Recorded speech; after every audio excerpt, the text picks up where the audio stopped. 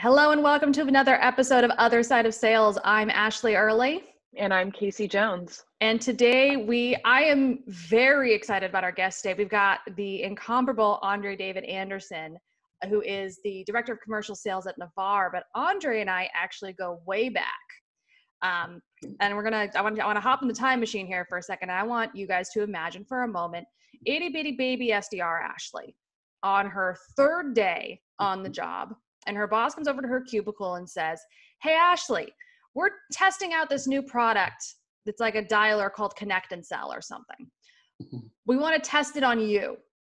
Why don't you jump on this training call with a couple of people from Connect and Sell and do your dials with them today?" And I jump on the call. I have no clue what I'm doing. I'm reading off the script that I built. I am SDR number 2 at this company. I'm in my third day on the job. And I hear this lovely chuckle from the other side of the phone in between calls. Right. And in between, while we're waiting for people to pick up, we start chatting and he's giving me great coaching and being very positive and affirming. And we find out that not only is he just a delightful person, he's also a fellow Bronco, so a fellow SCU grad. Santa Clara University, for those who don't know. The Princeton of the West. Yeah. the best garden in California. Absolutely. Basically, other than maybe Pepperdine, but we're not on a hill. No. But, and over the course of the call, we're having fun. It's great to learn. And at one point you asked me, "Hey, how long have you been doing this?" And I was like, I don't know, 3 days. And you were shocked by that. You're like, "Girl, if this is you at 3 days, hit me up when you want a job." And a few months later, I had to leave that company because my dad got sick. I had to move back up to Seattle. And so I got a job up in Seattle, took care of my dad, who's now fine. And when he was done, when he was fine, and I was ready to move back down to California, I needed a job. And Mr. André David Anderson was my first call. And you immediately introduced me to Christina Foley at FireEye. And I still have this email. I actually printed it out and saved it. No way. Oh, yeah. I didn't know this. No way. Yep. I printed out the email, but he sent an email to Christina Foley, said, "Hey, I heard you're looking for an SDR for New York. You should hire this girl. She has you said I had some of the strongest natural cold calling talent you'd ever seen." And that was the first time I'd seen a real strong affirmation of my skill. And it was the first time someone really, I felt like, stuck their neck out for me in my career. And as a result, I got the job at FireEye, which I think was really my first big break as an SDR, because FireEye obviously was a huge ship, and working with Christina Foley and Scott Slover and Jeff Williams and that whole team was amazing. And I still credit you for getting me that job. Wow. So from the inception of us talking about this podcast, you've been on my must get list. Wow. We have to have you on here because A, I credit you for starting my career, and B, you're just such a quiet, centering presence for those who know you. You're not big, you're not brash. You are literally exactly the people who we want to highlight on this podcast. Someone who's just out there every day killing it. Yeah, thank you. But doesn't get a lot, but isn't the first one to be all shouty. Even before we hit record, you're like, "Man, I hope this is going to be interesting enough." I know, right? Yes. Yes, it is. So with that big backstory and without further ado, no pressure. André David Anderson. Yeah, no pressure. No, how do you follow that up? That's a tough story to follow. And I didn't, you know what? It's amazing. I didn't know that. And I mean, it just kind of goes back to what we all do for a living. It was when I ran into you, Ashleigh. I was in the midst of the beginning of my sales epiphany. When I first met you, gosh, what year was that? Was that 2011? Gosh, it's been that long. I was 35. 35. I just turned 46. And so looking back at that period in my career, I want to say when I was 31, 32, going to 33 is when the light bulb went off. After being in sales at that point for a good 7 years, I learned that we're paid storytellers. And we are in the people business. And I really found my calling So that Jesuit education, right? He said, well, Yep. Jesus was crucified at 33. I don't know if I want to get crucified at 33, but it was a transformative year. I said, someone told me like, hey man, just turned 33. That's a Jesus year. I'm like, what the hell does that mean? Pun intended. What the hell does that mean? I said, what the hell does that mean? Jesus. I'm not one to do this normally. Guess what I'm turning next month? 33. There you go. Transformative year. It is a transformative year. I'm not ready for this. It's funny that I mentioned that, right? Not that we rehearsed this, right? But no, there's no rehearsal on this show. No. But that's when the light bulb went off, and that was the beginning of the straightaway of my career in sales, and it's been just full speed ahead since when I turned 30, 31, when I really had to figure out why am I here? Why am I doing this? What sort of effect am I having on folks? And it was in 2006 when I got my first crack in sales management, where I really had to take it to heart, because not only am I trying to teach, but I also let people know that we're here to learn. I don't have all the answers. I'll never have all the answers. We're going to learn together. We're going to get there together. And what I do or don't do, and what I say or don't say, affect the number of people that work with me. And so it's just been a confluence of just learning from different folks. I mean, you work with Christina Foley, who I have a tremendous amount of respect for, and you just pick up things along the way, and at the core of my being currently as a sales leader, is that I'm and everyone's kind of, I think, beaten this to death in a way, this whole servant manager corollary, which go ahead and beat it to death, because I think more managers still need to do this. I don't think enough do. I tell the folks on my team that, hey, I work for you. It's very analogous to sports. The coach is there to help take the team to the next level. The coach gets the blame, I suppose, but again, you kind of reemphasize that it's a team sport. You don't win alone, you don't lose alone. But if you put yourself out there, you really humanize the day-to-day. It's amazing the results you yield. So I had no idea, actually, that I did. I mean, I remember making the introduction to Christina, but I had, like, you printed it out, and I'm just like, hey, I'm just paying it forward. And I think I even told you that, like, hey, don't thank me, just pay it forward. Remember this moment. That's and exactly do it to the what next you said. Yeah. He said next time another SCU grad comes and asks for a favor, do the same thing. But I mean, it's incredible to see that modeled that early in your career and go, oh, okay, this is how it's done. And then it's almost surprising when that doesn't happen. Right. Which is by far the exception. Right. But let's kind of take this back to like 2006. So like, what does your sales journey look like? Like, how'd you get into sales? I mean, we both went to Santa Clara. This is a liberal arts college. They don't offer sales degrees. Right. No, they don't. No, I don't think many schools do. I think a few are starting to. That's a whole other topic. And by the way, for the listeners at home or in the car, Kasey, I feel like you're living, or what about you? What's your role in all this, by the way? Oh, well, I'm letting you two have your sort of your. Trust me, there are episodes with Kasey where Kasey's brought people on. Yeah, and don't worry, I will be asking more questions as we go on. And honestly, like, what I'm most interested in is understanding, and we'll get to it, but is understanding how you had that aha moment. Okay, like, there. Jesus year 33 for me was also 33 and 34 major transitions for me in so many ways. It's just crazy.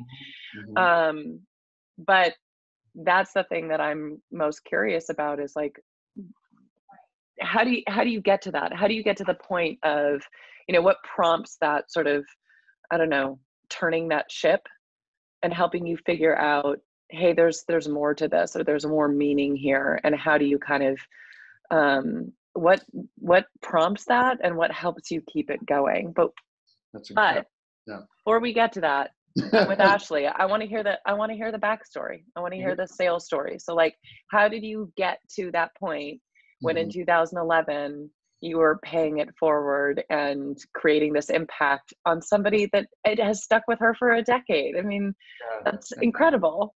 Yeah. I gotta, like, I was starting to well up. I'm like, I know I made that introduction, but I didn't know the full backstory. And I've always been there for Ashleigh. She hits me up. I'm like, I'll find a way to get back to you. Although, don't do it on InMail because it'll get lost. Send it through a carrier pigeon if you do it on InMail. It's a matter of knowing your audience. Right. Yes. And that's no shade to LinkedIn or InMail. It's just, depending on what you do, you get it flooded with a lot of it. Yes. Trying to get If someone's trying to sell to Andre, the short story to this is hit up Ashleigh and bug her until she caves and gives you Andre's cell number. Right. The cell number's away, right? But just to answer the question in terms of how we got there, and keep me honest, in 3 minutes or less, I'll tell you how we got there. And I already revealed my age, and I don't care. I'm 46. So I graduated from Santa Clara University, or SCU, in 1995. And I really didn't know exactly what I wanted to do. I knew that with a political science and history degree, it was going to probably end up being law school. So I moved back to Pasadena, where I'm from, Southern California, in the midst of, for the folks who, for all the millennials out there, and I know you get maligned a lot, Gen X is right here with you, because I graduated into my first of 3 recessions, I believe. So in 95, I couldn't find a job. I found a friend of my older brothers who went to college with, who was looking for a production assistant. And I was a PA, as they call it in the entertainment industry. I'm actually in IMDb. I worked on a movie called The Winner. It was listed by Variety and The Hollywood Reporter as one of the worst movies ever made in Hollywood. But a little known actor named Billy Bob Thornton was in the movie. Rebecca De Mornay, if you remember Risky Business, was the lead actress. And I was a production assistant. And I felt like I was a pledge in a fraternity again. I was, a coffee runner, a script runner. And it was the most humbling job I've ever had in my life. You would work a minimum of 12 to 14-hour days. It was awful in retrospect, but it was also good because it was kind of where I got like, well, nothing can be worse than production is what I say to myself when I'm having a bad day, because you get yelled at. Like if you ever saw the TV show Entourage with Ari Gold, think of working in a production office with like a dozen of those type of people, men and women. And I did hear the phrase, you'll never, you're lucky to work in this town, so you're lucky to have this job. I'm like, oh my God. It's like, it's not that serious, man. So I went from that to working for my aunt's law firm as a office clerk for an insurance defense litigation firm in downtown Los Angeles. And for those who don't know what that means, it means you're the litigating firm on retainer defending insurance companies. So depending on what side of the aisle you sit on, those could be looked upon as the good guys or the bad guys. So I went from swimming with the sharks in Hollywood to working with the office full of attorneys. And again, that's where I got some of that corporate discipline. I did that for a couple of years, and I was like, all right, well, I can see firsthand if I want to do this law school thing and become an attorney, at which point I said, maybe not. So my older brother, in his wisdom, so I credit my older brother. He's like, well, you love the movie Wall Street and you like business. Why don't you get into sales? I'm like, yeah. I mean, if I'm not going to be a lawyer, maybe I should check out, sales. So this is, again, dating myself. So in 1997, the Stone Age for most of your listeners, I pulled up a classified ad and I worked for a headhunting firm. So I was a recruiter for like a year, and it was like Boiler Room. And if you haven't seen that movie, you work in sales, please do. Again, just give you a little bit of perspective. Every old guy or gal like me is going to always ask you to watch 2 movies, either Boiler Room or just the 15 minutes that matter from Glengarry Glen Ross, right? So, which is also referenced in Boiler Room. This is a Boiler Room operation. Yeah. I know I'm going beyond my 3 minutes, so hey, I'm going to keep it entertaining. You're good. So I worked for this Boiler Room headhunting firm, which I will not name, because I think they're still around. Did that for like 10 months, and we didn't get leads. You had to look through the phone book. I mean, all the cliche things that you hear from old timers, like, back in my day, we had no computers, we had no leads. You had to look through the classifieds to find hiring managers. But I got to tell you, every morning we had an 8 a.m. meeting on like the guerrilla tactics on how to get around HR and how to get to the hiring manager. And I had a notebook, which I still use to this day. So I guess this is going to be an audio podcast, but I still carry like a trapper keeper to this day, like notebook, and I write down everything. And at this headhunting firm, all the guerrilla tactics on how to like, get people on the phone, how to get that sale. That's what was really my boot camp into sales. And unfortunately, I got fired. I didn't hit my number as a headhunter. And it was something out of Jerry Maguire when my boss, I forget his last name. His name was Ryan. He was like a shorter, redheaded guy from the East Coast. Our office was in Westwood, so I was still living in Los Angeles. He took me to a UCLA bar because we're right by the UCLA campus, and I knew I was okay, but I wasn't like totally sucking in terms of my number. We're at a bar. He says, "Hey, order a shot." I'm like, "Okay, a shot of tequila." After I do the shot, he's like, "Andre, I got to fire you." I'm like, "Wow, this is just like how Jerry Maguire got fired." Wait a second, dude. Like, Oh my God. He did. I mean, the guy was nice enough to give me a chaser, so I had a stein of beer after that. I mean, so kind. So kind. But that also, like, that happened like right after Jerry Maguire came out. So I feel Yeah. like he got that idea from that movie. He lifted that from Jerry Maguire. Yeah. Seriously. I'm just in awe someone actually thought that was a good idea. Like in a movie, it's funny. Yeah. Yeah. I mean, oh my gosh. I guess this is his way of like, letting me down easy. Yeah. I don't think anyone else got that. Maybe that was his MO. The unfortunate part though is that I wasn't allowed to go back in the office to get my notebook. So ever since that moment, I've always treated my notebook like the football like the president carries, like the nuclear codes. It's my notebook. I purchase it, my property, my IP. Never leave it at the office. I always take it with me to this day. But that was a very humbling moment. I'm not gonna lie. I got in my '81 Ford Thunderbird because again 2 years out of college.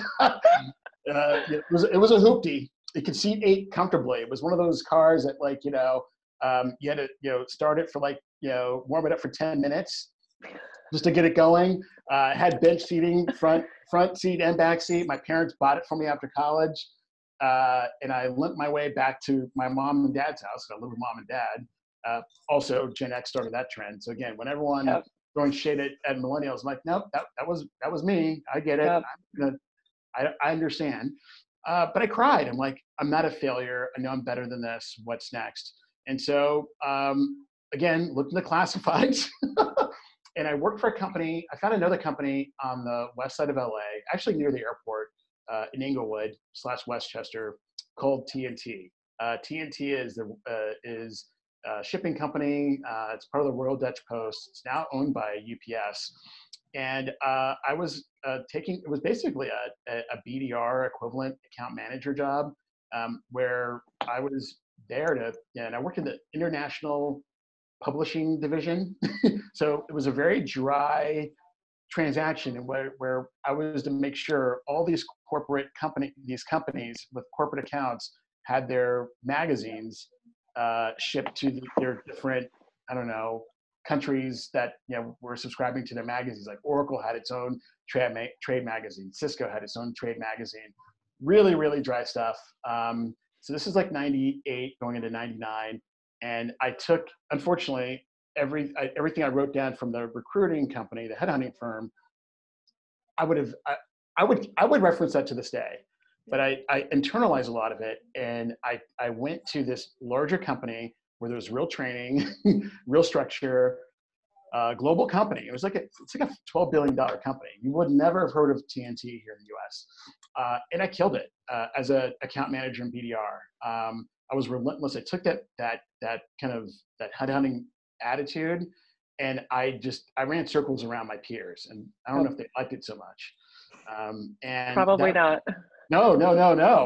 And then even the field reps that I was supporting, I had the whole West Coast as my territory. I had San Luis Obispo north to Seattle on out to Salt Lake City. And if you're listening at home, you're wondering, God, this is long-winded. Where is this going?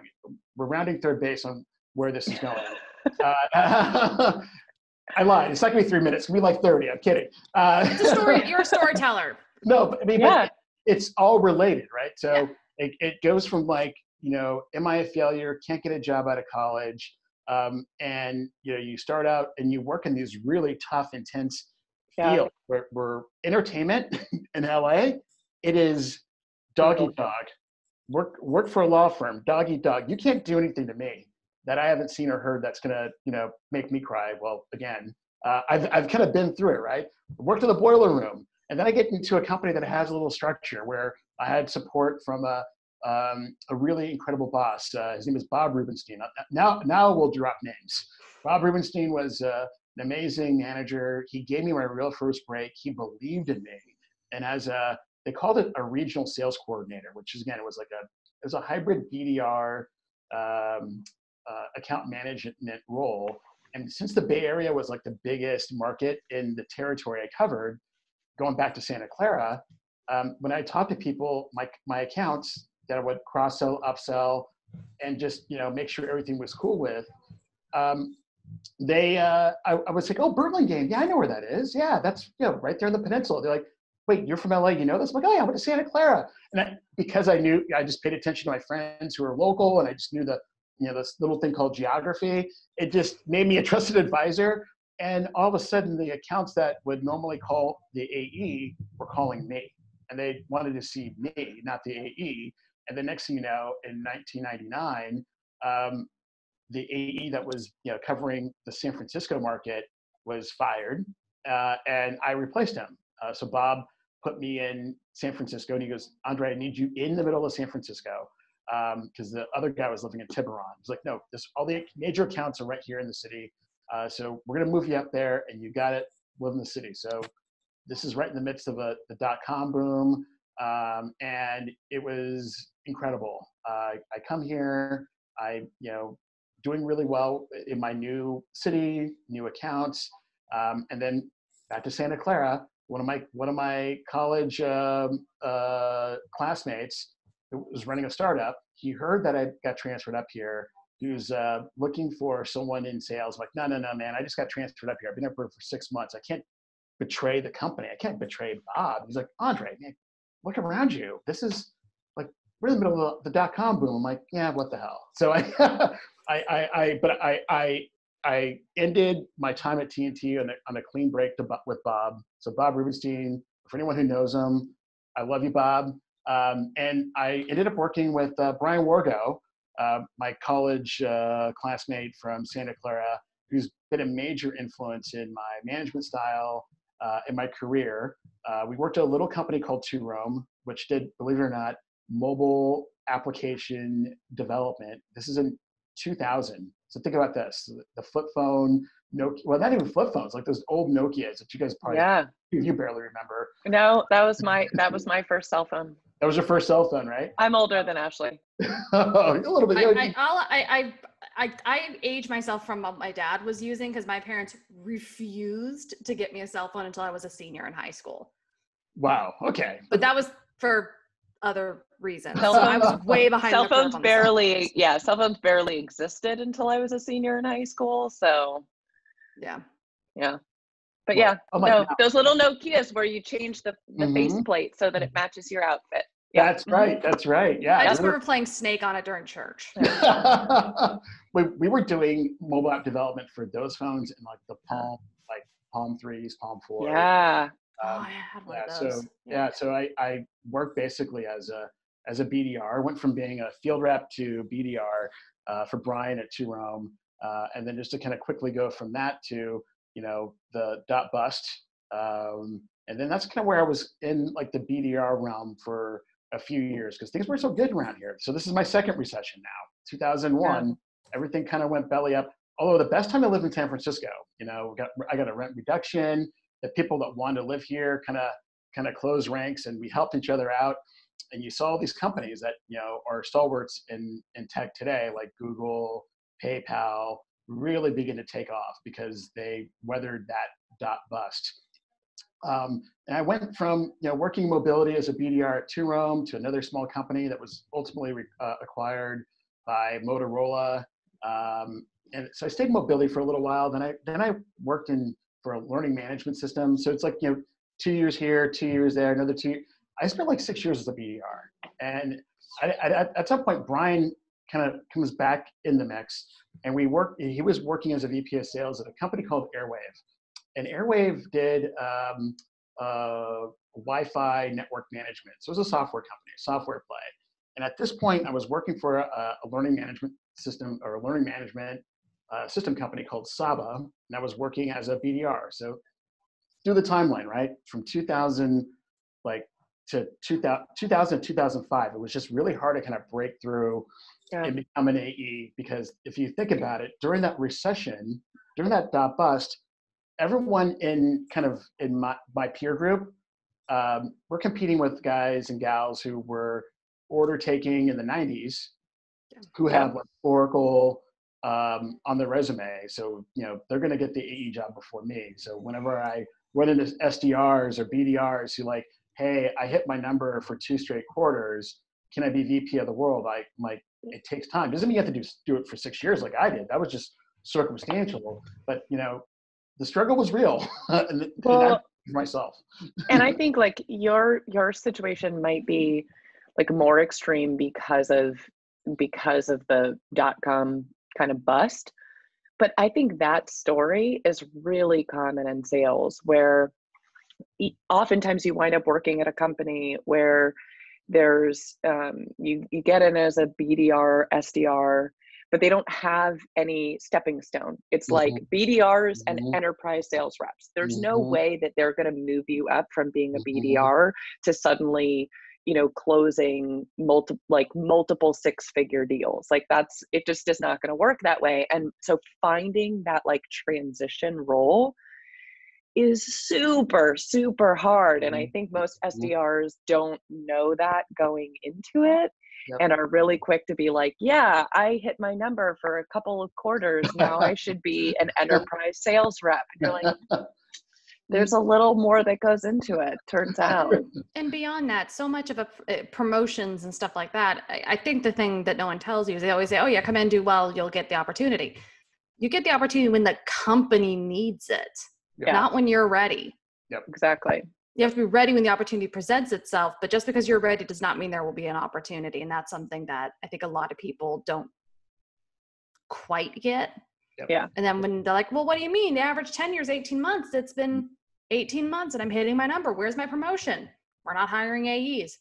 Yeah. But I did my job. That's nice. Yep. It doesn't work that way. Because then if you aren't in a place that has that path, then you're going to get frustrated, go someplace else, and then you're starting all over again. Another 18 exactly. months, right? Yeah. Exactly. So I get it. And that's kind of at the center of how I've been managing. And that's where the 2004 engagement with Brian came into play. He's like, Andre, you've been a BDR long enough.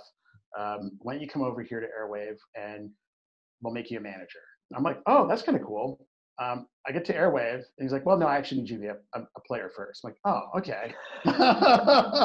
Thanks. But I'm like, all right, fine. I'm here, I'm going to make this work. I don't care what I got to do. I'm going to really make this work. And this is, Kasey, going back to your point, I'm like, that was like the beginning of like, I am, just now turning 30 at this point. And yeah, we all play we want to keep up with the Joneses. I've seen that some of my peers are now either have already been managing or working in the quote field. And I'm like, I'm just going to find out how this software works. And I'm just going to will my way into closing some deals. I'm tired of being the person responsible for setting up opportunities or meetings. That's kind of what happened. So at Airwave, I was we actually called the BDR role territory development managers. That was something I kind of insisted on. So that way it felt like I was having a peer level discussion with the folks I was calling on, and I actually instituted that at a couple of other companies, and actually still being used in my previous firm. We call them BDRs. We didn't call folks SDRs. You were you're a territory development manager. You managed and directed all the new business development in that territory. So really allowed folks to feel like empowered when they're in that role. And I did that well enough to where I nurtured a pretty good Midwestern territory, and then I was promoted to manager in 2006, and then we got acquired by Rubin Networks in 2008. And along the way, I built out a team in 2006 and 07 around kind of what I feel like makes sense for building a team that gives a damn, but then tells a story. So Kasey, that's again 2004 or 5 was when I really started to get that aha moment. And at one point, Brian came up to me and said, "Yo, man, you got to make this work. I expect a lot out of you." So he lit a fire under me. And by the way, we're the same age, right? He's a VP of sales, and I'm managing BDRs, and we grew together. And I have to say that period of time working at Airwave was, I think, like one of the best stretches of just working in sales in my career, because it was a 60-person company. Everyone was on board, from marketing to sales to engineering, and we just had a method, and that's where I learned how to build out a formula on how to lather, rinse, repeat your way into hitting your number. And then that's where I really understood and got exposed to being a servant manager, and then really building out a collection of fantastic professionals. Folks who were BDRs at that time, or as we call them, TDMs, territory development managers.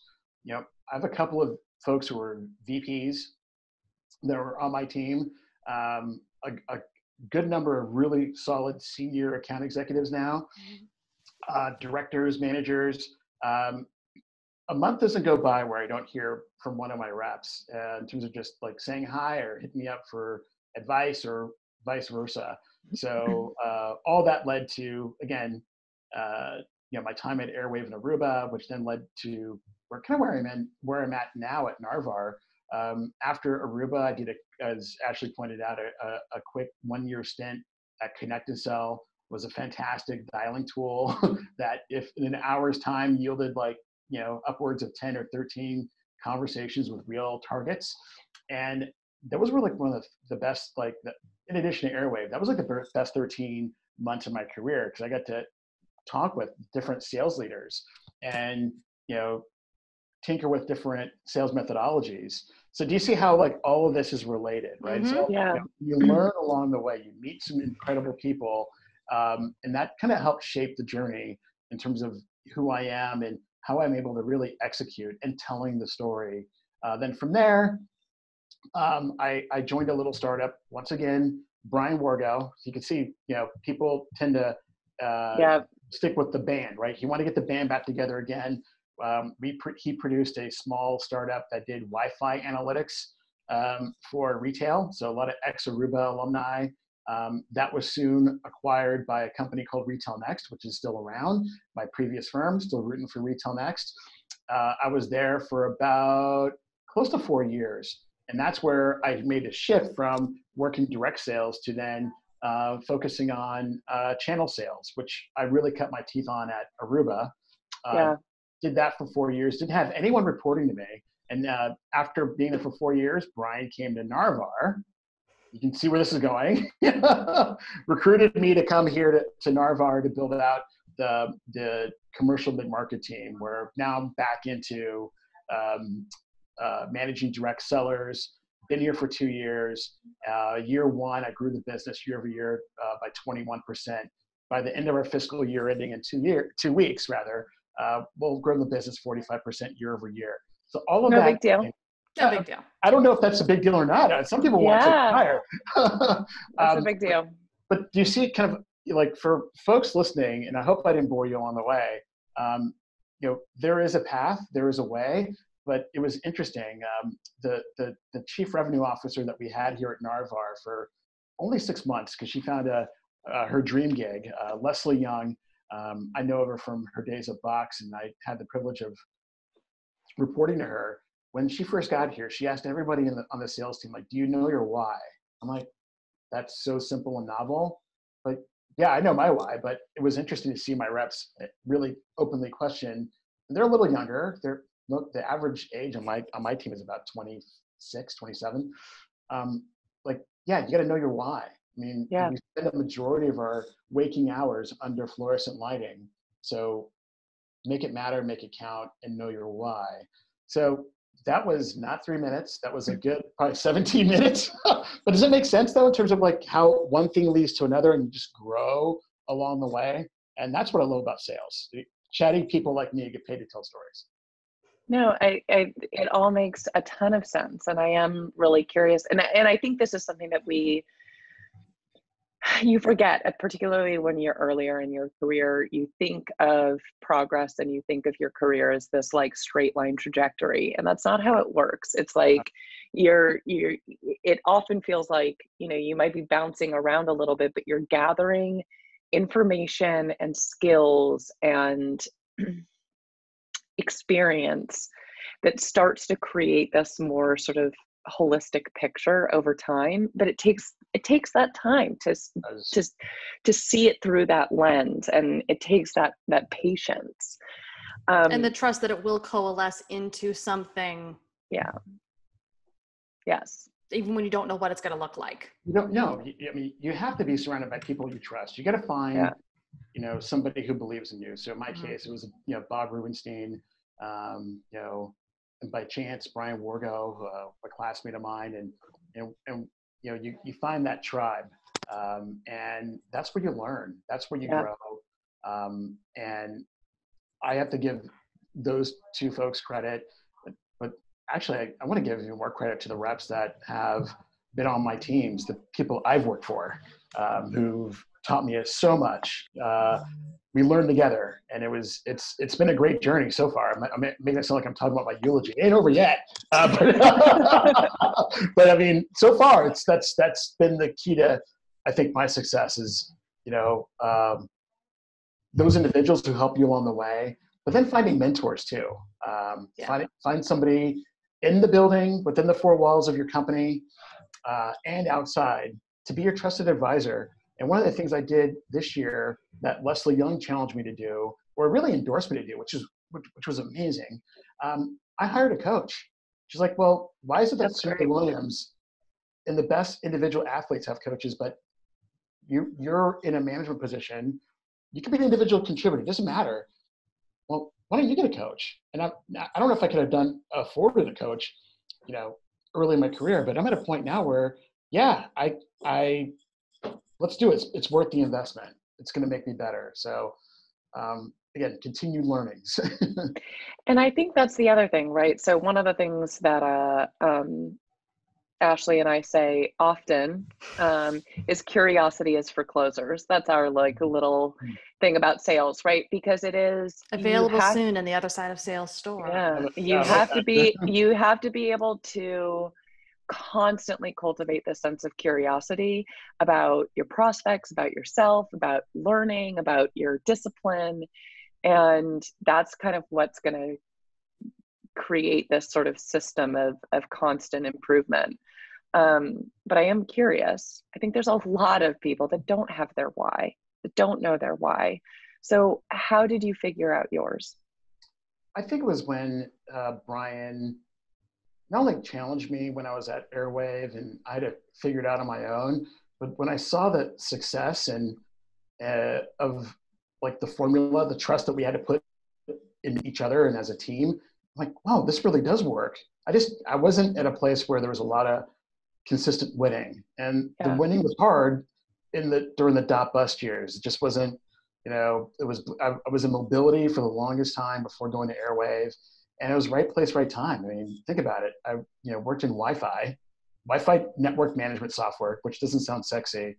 But then in 2007, all of a sudden you had the iPod was introduced, obviously a couple of years or 3 or 4 years prior, and the iPhone came out.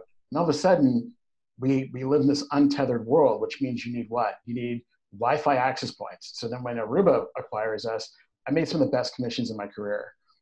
So I think that helps with knowing your why too, right? Making that money, but also It's more than just making the money. I tell people that and candidates especially, if I hear one more person tell me they're coin operated, I'm going to throw up in my mouth. That's like, so I don't ever describe yourself as that, by the way.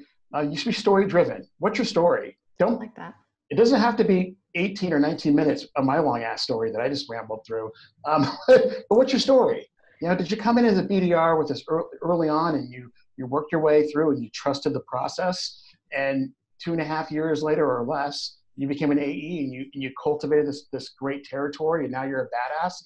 That's story driven. And if you do that, you hit those numbers and you build the plan and you work the plan along the way, you're going to have a fantastic story. And guess what comes with it?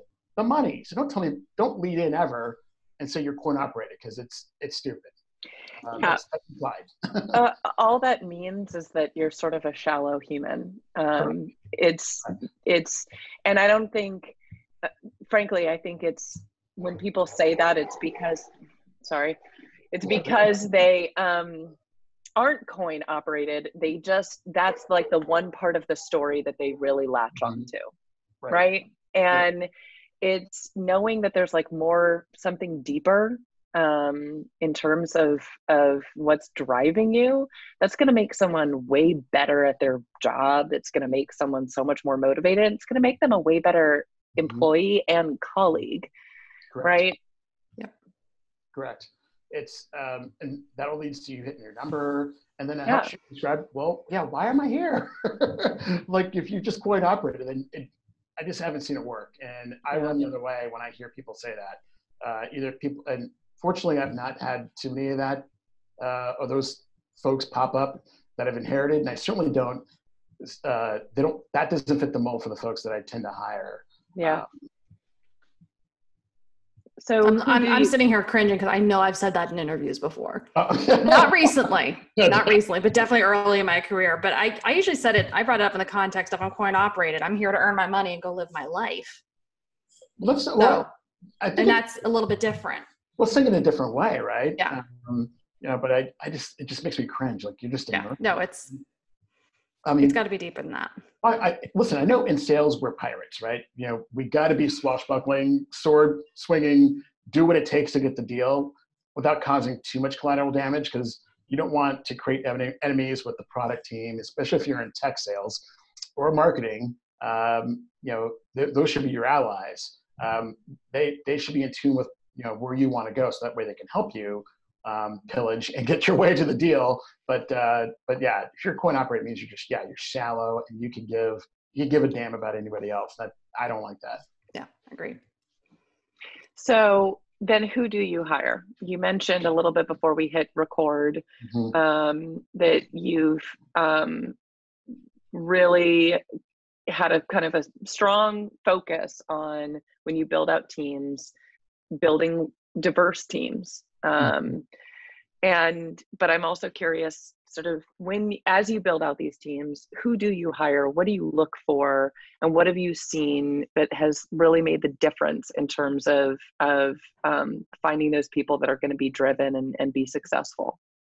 Yeah. I think that I got started with this, and I inherited a fantastic team at Aruba. Before Aruba acquired us, I call it my class of 2007. That was my first full year managing, and these were comprised of almost everyone that I fit the mold of my type of rep. And it was about, I'd say, 2/3. So we only had 6 reps. So 2 women, 4 guys. When I got to Aruba, and at my peak, in terms of the number of people that reported to me, I had 19 folks on my team. It was a hybrid of kind of like a mid-market corporate channel account manager, were 10 folks, and then another 9 were TDMs or BDRs, so as we called it there, TDMs. And of that team of 19, and including the SE, was 20. That was a guy. 9 of them were women. So almost half my team were women. I had 3 African Americans on my team, 2 Latino. And I was like, I'm deliberately looking to balance this out. I don't care if you roll your eyes at home, go ahead and roll them eyes. I don't care. That's my team never missed a number. We were always on target, and we grew the business. I think I have to look it back up, but I think in that 3-year span at Aruba, my team was responsible for $33 million in revenue. So we paid for ourselves, first of all. And then some. Yeah. So my saying is, I don't want my team to look like a submarine with a bunch of dudes. Yeah. And yeah, sorry, not sorry, bunch of white dudes either. I think there's a diversity of thought. I'm not saying this to pander to women. I really do believe that. And you have that diversity of thought. You're going to think outside the box. You're going to come from a different perspective, and you're going to think of things that don't fit in the traditional playbook. And I've just seen along the way, to meet other folks who quote unquote fit the mold fail up. And I'm not down for that. So I'm still going to look for the best candidate. I'm still going to look for someone who can tell a good story. I don't care who you are, but I think you can be deliberate in terms of what the makeup of your team, especially if you've seen it successful. And yeah, I don't apologize for my viewpoint, because maybe I was passed over or underestimated because of who I am as an African-American male. In fact, I know it's happened a few times. And there's not enough time in this podcast to kind of go through some of the things that I've seen, because I'm sure you've heard it as well. But now here at Narvar, another opportunity to influence the makeup of the team. Right now, I have 10 reps and 3 of them are women. I'd love for there to be more, because I work in e-commerce. So do I really need to have a team entirely comprised of dudes? Nope. Do I want a guy pitching to Third Love, which is a bra company? I mean, how are they going to talk about that? So just from a practical standpoint, it doesn't make any sense. But I just know it's the right thing to do. So some people look at it as pandering. I'm not. I've seen it work. I've seen it work successfully. And that's just part of my philosophy. I think it makes a big difference. And I've always had good, successful, focused teams as a result. So let me ask a question. We see a lot of managers who say, and recruiting teams and stuff like this, who say, yeah, we really value diversity, but we're really struggling. Everyone who applies for our jobs are white males. Mm-hmm. How do we get diversity if we can't find diverse candidates? I mean, you're going to have to go out there and go to some of these affinity groups. There are plenty of meetups. Roll up your sleeves. People are, there might be some intimidation. I think, unless you're a big company, I think, I'm literally next door to Salesforce, but I think they do a pretty good job of outreach and doing some of that affinity.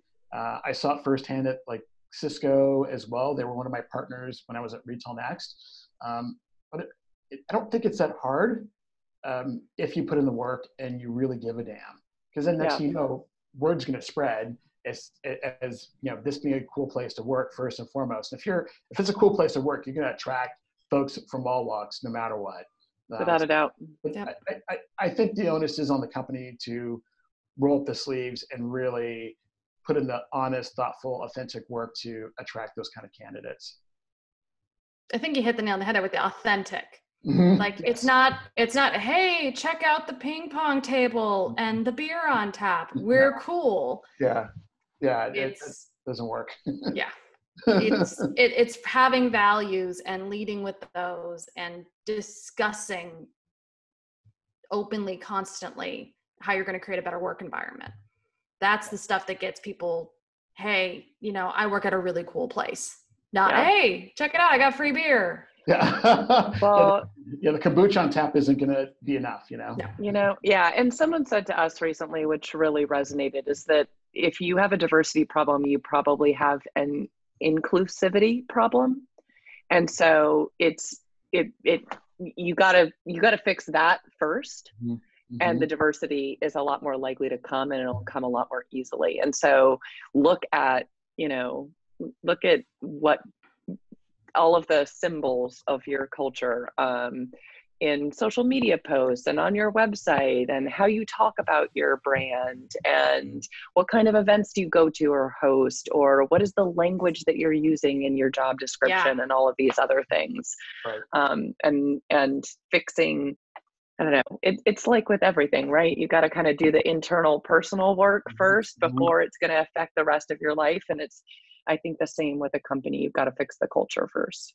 I totally agree. And I have to say this about Narvar. I mean, my current employer, this is the first place I've worked where they've, done like posters and had little snippets for, for LBG, for June for Gay Pride Month, and for Pride, in February for, Black History Month.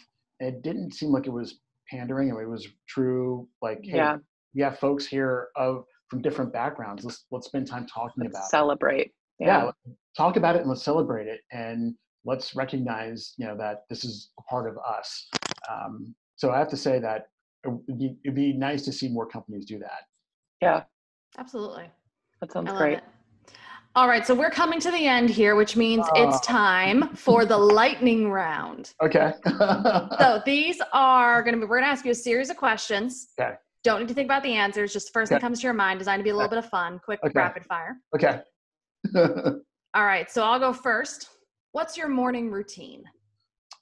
Morning routine is to drink a big glass of water to hydrate, to just kind of flush everything out. I learned this last year, and I'm working on doing more meditation, but right now it's like 30 seconds of just like being, and then followed by checking my email, which I need to stop doing. That's the most honest answer we've gotten so far. I love it. Okay, so you've named a few, but now is a good time to name somebody that maybe didn't come up. Pick one person who's had a significant impact on your career. Oh, so I already named Bob Rubenstein and Mark Borgo. I'd actually have to pick. Gosh, so is it one person you said? Yeah, it doesn't have to be. I mean, gosh, I think there's been like Dominic Pepinito, who is one of the early TDMs that was in my class of 2007. He's currently a director of inside sales at Pure Storage. Gosh, there's so many folks. I have to tell you, the 5 months I was exposed to Leslie Young, I think she's a badass, man. She really did. I was like, just tell me more. And that was just awesome. That was just a few months ago. But those two stand out amongst others. Sergio Gutierrez, who's the head of sales for North America at Retail Next. Not only do I admire him and his sales techniques, he was definitely the Michael Jordan of sales when we were at Aruba and Airwave. Just learned so much from that guy. He always found a way to hit his number, and I look at him as kind of a role model as well. But those are the folks that stand out to me, and there's others. So if any of my friends are listening to this, I love you too. This is the lightning round. I can't do it like my life story and end up being like a 17-minute answer, All right, now the next one, a little bit simpler. What's your pump up song? Ooh, my pump up song? Oh man, there's so many. All right, so my coach, Brad Johnson, when I was still on contract with them, I have to renew it for this year, but it was my first time getting a coach, and he's like, "Hey man, we got to think of a pump up song." And he's like, "You know what? Why don't you use a theme for Superman?" I'm like, "Really? That's kind of corny." He's like, "Think about it, man. You got to be now, since this isn't going to be entirely a blue answer, but I think that there is a term called unfuckwithable." I was like, "Yeah, you're unfuckwithable, man. You're not a fraud. You belong. And whenever you got to like present to e-staff or to the company, play the theme song for Superman." So right now, it's the theme song, the John Williams version of Superman. I'll play that. I'm like, "That's right. I'm bulletproof." Love it. That doesn't mean I'm infallible, but I'm bulletproof. I'm gonna win this deal, win this meeting, and be unfuckwithable. I love that. What's one lesson you wish you'd learned earlier? Ooh, I think early in my career, especially during that stretch when things were tight. Maybe I should have paid more attention to Google and worked there, because that would have been interesting. But no, I think like just doing more planning and preparation. One thing I have all my reps do, whether they were the BDRs or the AEs I currently manage, build out consistently a weekly plan. Like, how are you going to win the week? So if you win the week, you win the month. If you win months, you win quarters. You start winning quarters, you win the year. And just by writing that down and including the folks that support you, it goes a long way. And I wish I'd done that. And I forget who I hijacked that from, because it's something I certainly didn't make up. I wish I'd done that more earlier in my career, because maybe I could have got to where I wanted to be sooner. Yeah. Completely fair. All right. What's your favorite sales book? Oh, my favorite sales book, actually, I just reread it, The Challenger Sale. Oh yeah. There's so much goodness in that. But right now that's my favorite sales book, since this is the lightning round. I got like 3 others, but that right now is like my current favorite. Okay, so what's one way that someone could have been a better ally to you? I think being an ally means standing up for me when I'm not present, and that goes back to my earlier point too. Not only do you need to find a mentor outside the 4 walls of where you work, but find one within the 4 walls. And yeah, you'd be surprised when you ask for help. People, especially if you sit down for coffee and explain your why, where you're trying to go. Yeah. The answers will surprise you. But I think there've been some cases where I wasn't in on that soon enough, and I didn't have that ally. But having that ally is someone who's gonna, like, again, when people above your pay grade are deciding your fate, they're standing up for you, right? Exactly. They're endorsing everything you're doing. So having that air cover makes a big difference in your career trajectory as well. Yeah. What's one way you're working to be a better ally for others? Speaking truth to power. It's the end of the fiscal year for Narvar. So this is where I have to ask, my VP and the CEO the hard questions in terms of like renewing tools, but also, hey, what's the big picture here? What's the end game? I know you can't tell me everything, but what is it? Because I'm on the front line, so I am tasked with asking those key questions, and then just being transparent with the team in terms of like where we're going and where we're at. That's how I can be a good ally, because then people will, continue to trust you. So I think just making sure you have that trust there by doing those things, in this case as a manager, is what I always try to do to be a better ally for my reps, but also my peers in other cross-functional teams. Yeah.